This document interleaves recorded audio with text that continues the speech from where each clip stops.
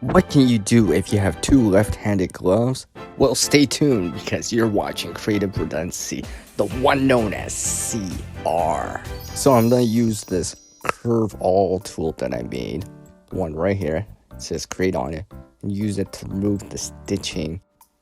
I made this tool specifically for a task like this, so I can remove stitching without actually ripping it like a seam ripper would, and allows me to actually reuse the thread, for example, that's still on the material. And basically using the hook part to hook into the loops and just pull it out, and basically exposing more thread and hooking it in and pulling the thread and gradually removing the thread from this without actually ripping the thread, so I can actually reuse it later if need be.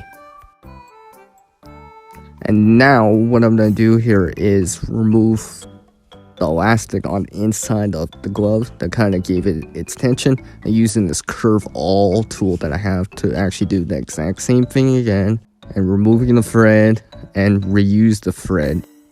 Now there was a gap in this glove, as you can tell here, so I actually had to turn it inside out and actually amend or repair that part of it first before going on, and basically just using back stitches and using the thread that I actually recovered earlier on. Now this is the inner liner of this glove. As you can tell, there is some gaps in the glove, as you could tell from this specific glove. And basically what I'm going to do here is actually connect the edges together on the same side and join them together. A binder clip, a pin, or pinching it can help. Basically starting at the bottom side, I'm going to start on the index middle finger side and join those sides together on the same side so those edges are touching, and I'm going to sew them together by using back stitches and going up and just stopping before the tip of the fingers. Now I flip the glove over on the palm side of it and actually do the exact same thing. Connect those two edges together by using back stitches, starting at the bottom and working my way towards just before the tip of the fingers. Now I'll do the exact same thing on the pinky and ring finger side on both sides and use back stitches until you reach just before the tip of the finger top. Okay, now I'm working on the middle and ring finger side, bringing those two edges together and starting at the bottom again and stitching my way up using back stitches until I reach the tip of the finger, and do it the exact same thing on the opposite side until you reach the tip of the fingers. Now you want to work and join the tips of the fingers together on opposite sides together, just like how I'm doing right here using back stitches. You may need to do some more running or looping around type of stitches depending, because it's quite difficult to get some back stitches in certain parts of this. Now check for any gaps that you still have in this and mend them and connect them together the best that you can.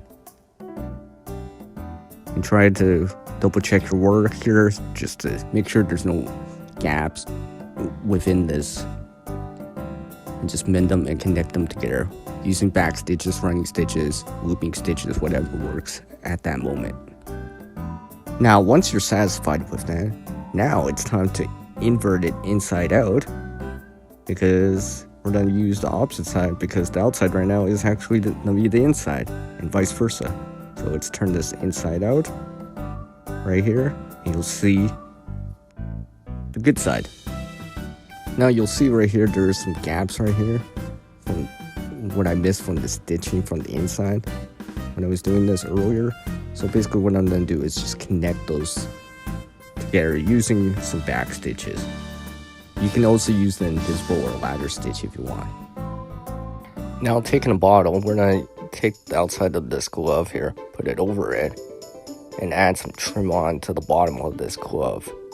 I'll just be using this piece of a sock, a loop from a sock that I had. Recover that resource, just fit it onto that glove here at the bottom, line it up, and start sewing it using some looping stitches. and just trying to finish off with some back stitches to reinforce it. I'll just keep doing this and get it done. After you're done the outside, invert it and do it for the inside now. The exact same thing, looping stitches and back stitches to reinforce it. Trying to line it up, adjusting it as needed, so it's relatively the same length and thickness. And just checking on my work here, and then afterwards, invert it back out, wear it, test fit it, and all that good stuff. See if there's any gaps or anything missing. Now I'm gonna put it into its mitt that I made, right side, test fit it, see how it feels. Now you can add some more trim on this mid part if you want to. I just didn't do it yet. Now here's the left side that I did already in advance. Here's the trim along the cuff, the inside right there. I'll put it into its mid that I also made in the same way that you saw earlier. And it also has some trim along the cuff. And those are both gloves and mitts right there. As our world changes, we can adapt to our skill and knowledge, get better with practice. Can't help everyone out there, but one can help someone. Take care, everyone.